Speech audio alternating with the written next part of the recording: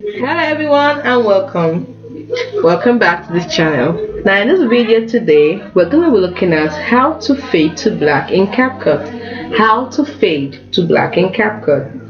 Now we can fade in or fade out, so we're going to look at both of them. Now the first thing you'll do is open up your Capcut and import the video you want to edit. Then this is the video I want to edit. It has been added. So the next thing I'm going to do is click on the video.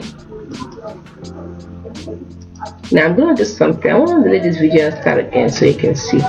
So drag it to the timeline. Then the next thing I want to do is I want to remember we want to fade to black, so I'm going to click on the animation tab. But first, don't forget to make sure the video is highlighted like this. Then as you can see by the right menu here, we have animation up here. Click on animation. Now this is for fade in, this is for fade out. This is fade in, so we choose the one we want. This is fade in. Over here, that is fade in. So, and if you want to fade out, let's go to the out. So this is for fade out. You can see fade in and fade out. You can see it. So you can also choose duration. You can see duration over here. You can make it longer or shorter. Let's see. You can increase the duration. You can see you can increase the duration for this too. So increase the duration.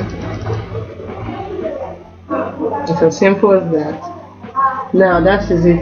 If I enter the duration, this is optional. It depends on you. Now your video will now fade to black at the end or in the beginning. Depends on if you use the fade in or the fade out option. So that's it. Don't forget to preview before exporting. By following the simple steps, you can effectively add professional looking fade to black transitions to your videos using Capcut on your PC.